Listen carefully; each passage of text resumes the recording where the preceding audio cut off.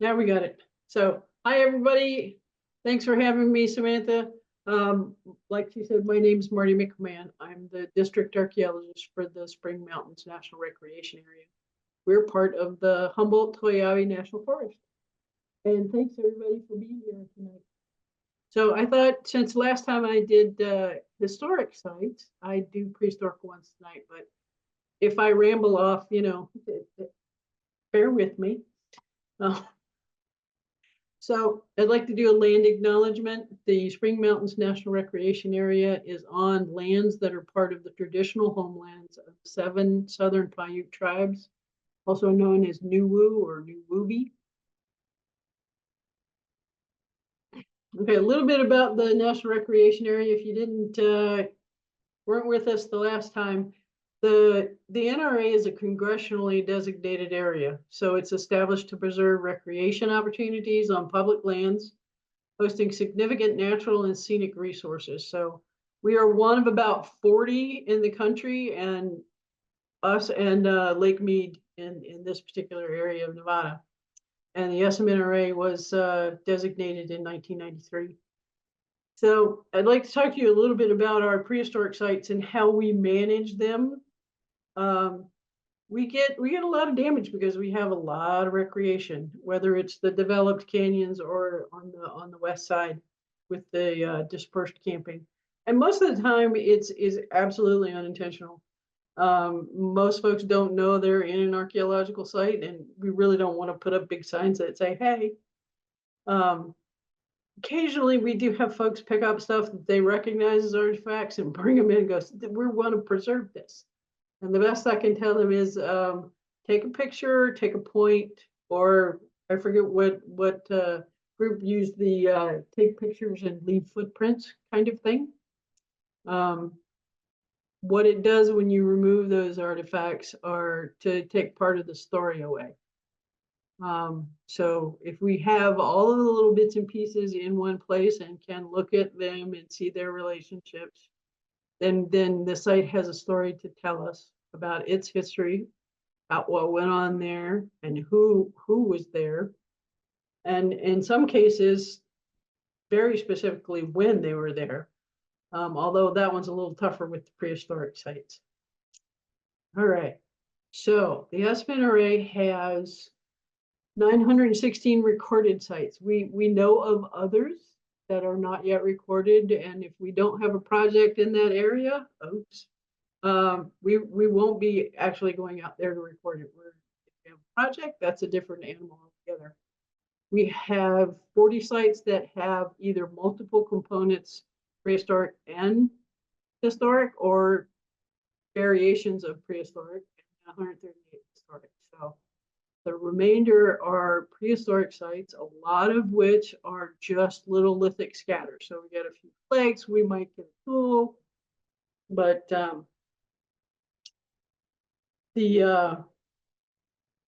sorry, lost my train of thought. Anyway, take these numbers with a grain of salt. Every time I go into our database, I find things that need to be changed. Either we recorded something twice or something really isn't the site. So it's a moving number. All right, types of sites. This looked better when I put the photograph on there. It looks a little fuzzy today, but all the flags are individual artifacts that we were recording. And so we call that an artifact scatter. And it could be lithics, could be a combination of lithics and pottery, could be lots of different varieties of materials. We've got obsidian coming in from someplace else. There's at least one source on Nellis that I'm aware of. We have some really fine church and jaspers in the area, and we have everything to really rough quartzite. We have some ceramics that are on the NRA. There's not a lot. But then there's that rare site that has 3 different materials from 3 different cultures. And that one is like, what are they doing there? Are they trading? Are they just hanging out? Or are they using the same spot to camp? Is it a particularly really great camping spot? We also get, groundstone, whether it's monos and metates from them grinding seeds or nuts or whatever. Usually those are basalt of some sort. But yeah, what's on there together in the different kinds sort of tells a story of what the history of the site is. Some of the interesting things would be this whole, I don't know, maybe a mussel shell. I probably have to talk to my wildlife biologist. Oops, that's going a little faster than I am. But the fact that it's whole and not made into something, did it, do we have local freshwater, or do it come from the Colorado southern Colorado River, or did it come from Baja? Did it travel that far? Is it being exchanged? That sort of thing raises interesting questions. Most of you will recognize a lovely projectile point. Folks that are better at this than me can tell you what time periods they're from, and the NRA has stuff that goes back into the Archaic, like 3,500 years ago, all the way up to the late Prehistoric and the Paiute in the 16, 17, 1800s. Here's a little piece of pottery. Doesn't look really exciting, but folks that study this can tell you more things about where the clay came from, where my sister calls it grog because she throws current pottery. But the little, sand particles or whatever else they use to temper the thing. Now, types of sites. We have lots of roasting pits on the west side. And this particular one is from right after a fire. And you can just see the larger pieces that are out on the like, depression in the middle. But that's not very often how we find them. We find them more often like this one, with you can just make out there's kind of a circle there, and some of the larger pieces are falling off the side. It's got a little depth to it. And we're of course using the person for, this is how big this is. But yeah, they're a little more difficult to spot when they've got vegetation on them than when they've been burned over. Now, a lot of folks will say automatically that these are agave roasting pits, but I've learned that in southern Nevada, you need to start looking around and go, okay, is there any agave here? Or could they have potentially been used for pinyon nuts or juniper seeds? Those have been found in testing that's been done in southern Nevada. So this one's really nicely mounded.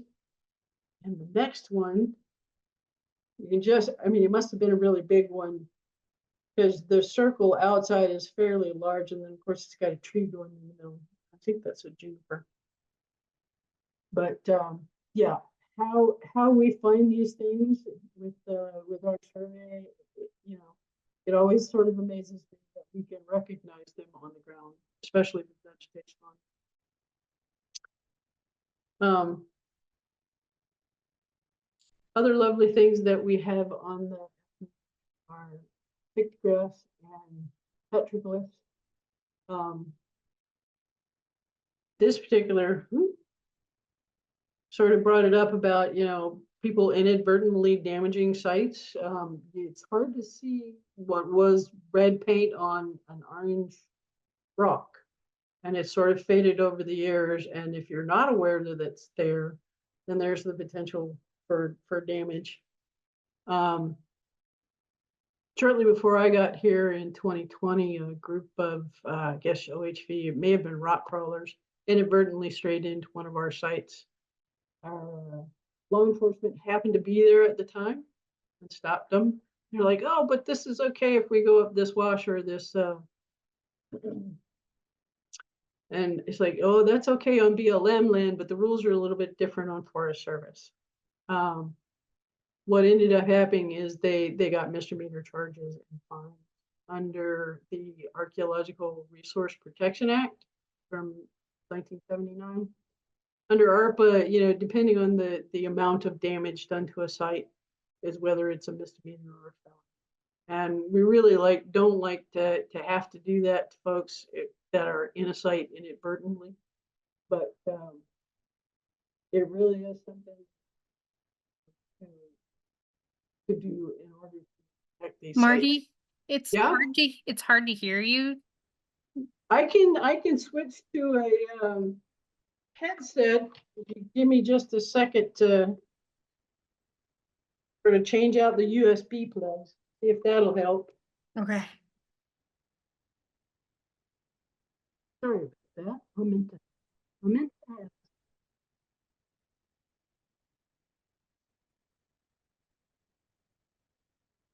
Okay, can you hear? No, Okay, that's not any better. that's better. That's great. Okay, now it's working. Okay, good. I knew I had that thing out here. Ooh, we went way back. I knew I set that headset up for a reason. Okay, anyway, so pictographs like this, I mean, red on orange, it's hard to see, so it might be easy to damage them. This one is a little more obvious. This has, sorry about that. Historic graffiti with 1922 and somebody's name, and that looks like a Mason symbol to me over there on top. But if it's now, 50 years old or whatever, we need to record that as historic petroglyphs. But there's not much you can do about what happened in the past, but we can hope to raise awareness and go, okay, can we stop and think about where we are and just enjoy them for what they are. Okay, this is probably our biggest case under ARPA. This boulder was found in a guy's backyard that he took it off of the Forest Service lands. He did some other damage in that particular site. He was involved with law enforcement for another reason, and one of the law enforcement guys come out on the porch, looked in the yard and went, oh, you know what? And that doesn't belong here either. So they contacted our district archaeologist and law enforcement. We had a picture of this boulder specifically in our original recording from the 1990s. And so it's back where it belongs now.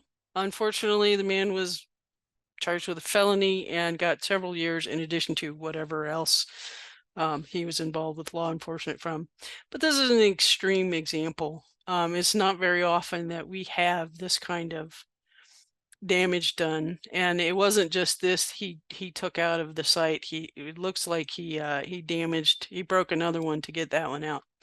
But but yeah, that was big doings to get that back in there, and the tribes came out and blessed the site again, and hopefully it will stay where it is. But yeah, just to give some perspective on trying to protect a resource, have it be on public lands, and still keep it from as much damage as we can. I mean, that's a tough way to go. It's not easy to do. We have so many sites that we can't see them all in a year. We also rely pretty well on the Nevada site stewards to go out and keep an eye on a few of them and monitor, especially some of the more vulnerable ones. But we also have a different list that we run. The Forest Service calls them priority heritage assets. And once we designate that particular site, we are obligated to go out and assess its condition at least once every 5 years. So one of the things I wanted to show you today is some of the various kinds of rock that we have that petroglyphs show up on. I have been sort of amazed at the different colors and whether this particular one was, you know, had the panels put on it and then it got broken up is a good question. I don't know. Maybe a geologist could look at it for me and tell me. But that particular type of stone.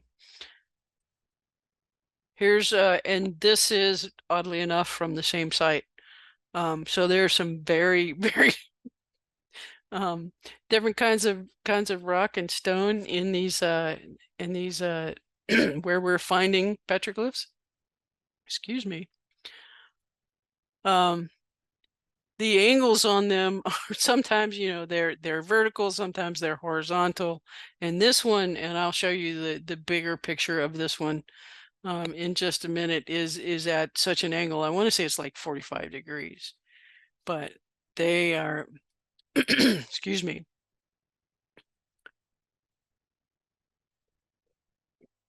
Sorry about that. Some of them are this, you can see the really dark patina and then somebody's pecked it out and it's really brightly white. But you can see off to the right on that one that it's starting to fade on one side. We're sort of losing the definition. There's that whole one, and the angle up the hill is pretty steep. But it's fascinating to see that they would take the time and collect them in various locations. We also have pictographs on the the awesome NRA. This is a particular one. It's just a single one in red and was found, I don't know, in the last 20 years, I want to say. Excuse me. Here's one that's on a vertical slab, and I want to say that the red is the most frequent that I've seen for SMNRA, but we have black, red, and white pictographs on the on the district. There's one of the black ones, and that looks like sand. It's on sandstone. Looks like the waves are still coming in.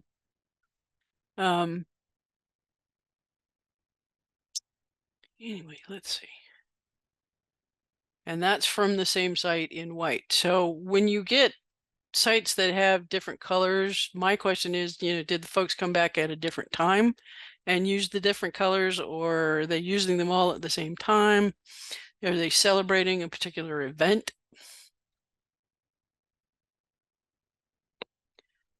This one's got red and white on it, and I'm not sure whether you would look at those, the red as, you know, were they feet? I don't think we've got that one upside down. I think it is right side up with the looks like toes. But you know, managing these sites is a bit of a challenge. How do you do your projects, protect the sites, and allow folks to recreate on federal lands the way they want to, and not damage things? There's another single one in red, and it may be the little corn man.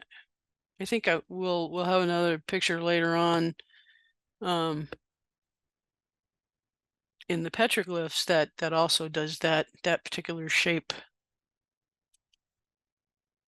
I also saw that particular shape in Arizona. Shields are another one that's fairly frequent. I've seen them in Arizona and New Mexico in various places.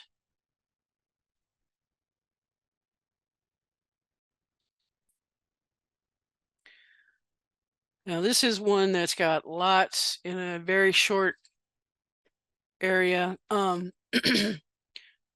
And it's got a good shield, and I kind of wondered when I first saw the photograph if the really bright white circle in the far right upper was something new. But I went back and looked at some of the previous recordings of this in the photographs, and it was in there going back to the 1990s.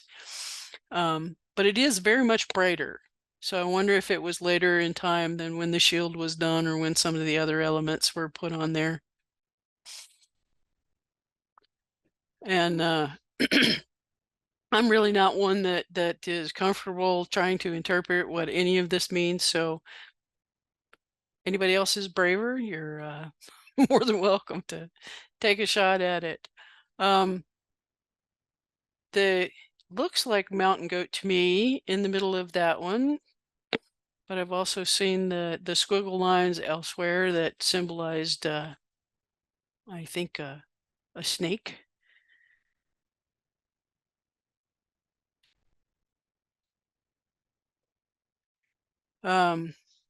This one is almost flat to the ground, and off on the right hand side you can see that little stick figure. I think he's called the Corn Man. But these are, pecked into a pretty much horizontal surface.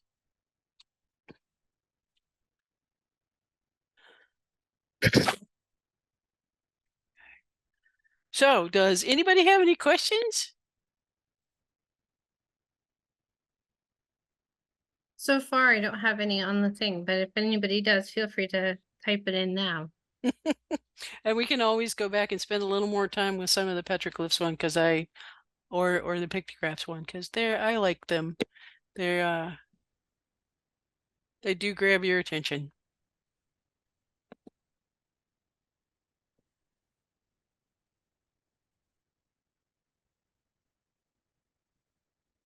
Marty, do you guys have a lot of pictographs? Actually, I don't think we have a lot. I think we have much more in the way of petroglyphs than we do pictographs. I was trying to do an exercise in counting them all up before I did this for you, and I want to say that all told, there's less than 50 sites with either. So and the pictographs would be the much lower number. Okay. Yeah, we don't get a lot of them. Oh, there's a question. What method, or is there a method to report a site? Sure. I mean, if you think you've got one, if you have mapping abilities on your phone or whatever, if you can take a point, and you can send that information to me, my email is public, or we can we can put it in the chat for you. Photographs are always good things if you want us to evaluate it. I would say we get, at least 2 or 3 a year with folks going, hey, you need to come look at this. And I think they're a little disappointed in my response sometimes that, oh, that's great, but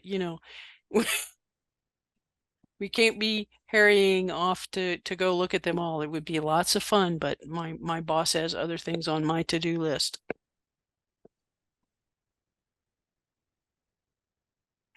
I have put your email in the chat.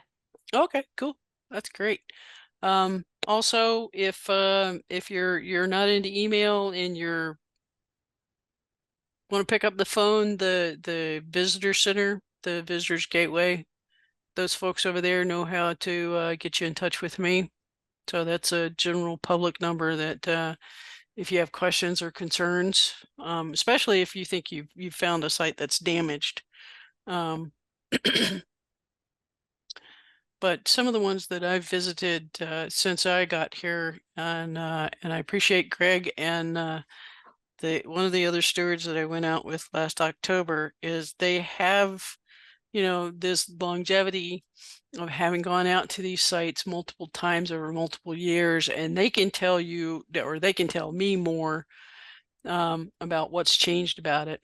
But the particular one that we went to visit last October it was a multi-component site that the damage from the flooding, whether it was Hillary or the flooding that happened after a couple of weeks after that. We got another really big rainstorm, I think, that flooded 160 and closed it down for a little while, and we went up to check on sites, and this particular one had gotten some, and the historic part of it took more damage because it was in the lower elevation. But yeah, Greg and one of the other stewards were out there with me, and we're going, yeah, okay, this is different, and we can compare photographs and from the past and look at the stuff that's going on now.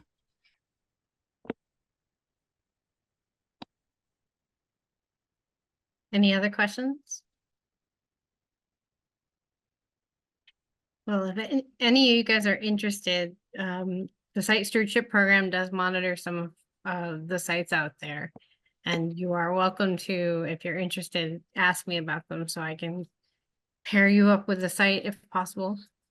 Some of them are really hard to get to because of those rains, though. Yeah, we had some damage, and I know that it was a bit of a challenge getting in last October because we were crossing BLM.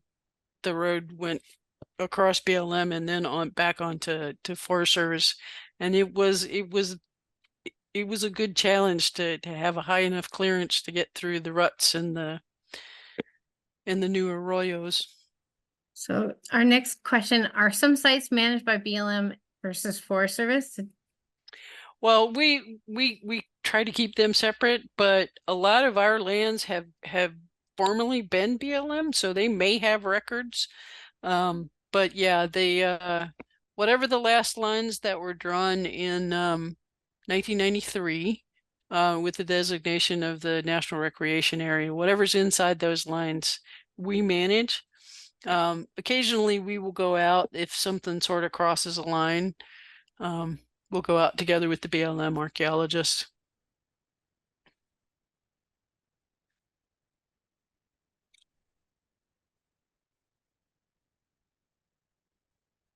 Anything else, anybody? So, well, Marty, thank you so much for doing this. We really appreciate it. You've got some really cool stuff out there. Yeah, we do. And so, yeah, and we've been, just so everybody knows, like Greg and I have been trying to slowly add sites in the Spring Mountains because there's a lot of really cool stuff out there, but a lot of it's challenging. So if you are up for a challenge to get there. Yeah. So they say, thank you for an interesting and informative program. Well, thank everybody for coming, and I appreciate everybody showing up in spite of our continuing, technological challenges.